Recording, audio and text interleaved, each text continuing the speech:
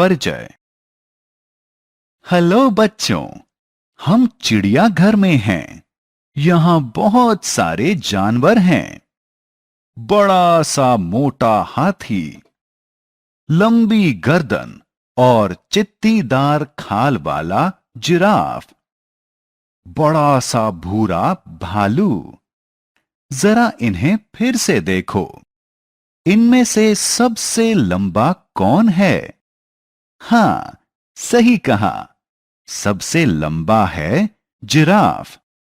आज हम चीजों की तुलना करना सीखेंगे।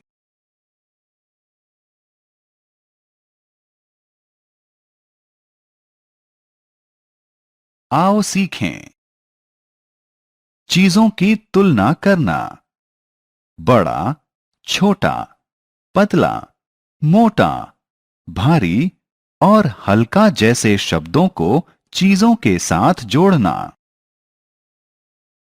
छोटा या बड़ा।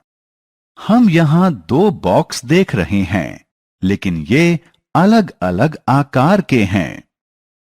जब दो चीजें समान आकार की नहीं होती, तो हम उनकी तुलना करते हैं।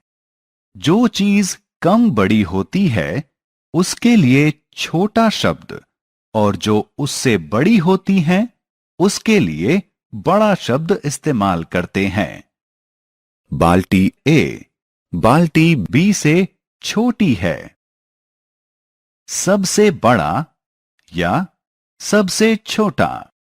याद रहे, तोता लाल मिर्चें खाता है। मिर्चें छोटी भी होती हैं और बड़ी भी होती हैं। इन तीन मिर्चों में से पहली सबसे लंबी है और तीसरी सबसे छोटी है। पतला या मोटा। कुछ चीजें पतली होती हैं और कुछ मोटी होती हैं।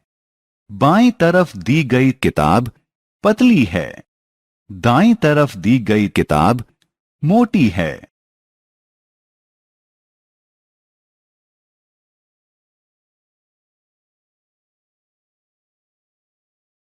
सबसे मोटा या सबसे पतला।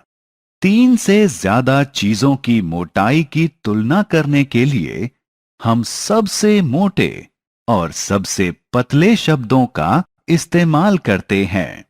पहली छड़ी सबसे मोटी है।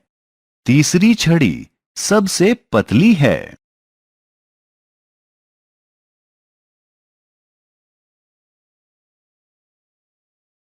भारी या हल्का। जिन चीजों को उठाना मुश्किल होता है, वो भारी होती हैं, और जिन चीजों को आसानी से उठाया जा सकता है, वो हल्की होती हैं। बाईं तरफ वाला सिलेंडर भारी है और दाईं तरफ वाला सिलेंडर हल्का है। भारी या हल्का। जिन चीजों को उठाना मुश्किल होता है, वो भारी होती हैं, और जो चीजें आसानी से उठाई जा सकती हैं, वो हल्की होती हैं। बाईं तरफ वाला पत्थर भारी है और दाईं तरफ वाला पत्थर हल्का है।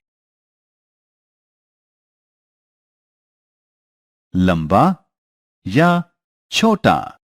कुछ पेड़ लंबे और कुछ छोटे होते हैं। जिराफ लंबा होता है, चूहा छोटा होता है।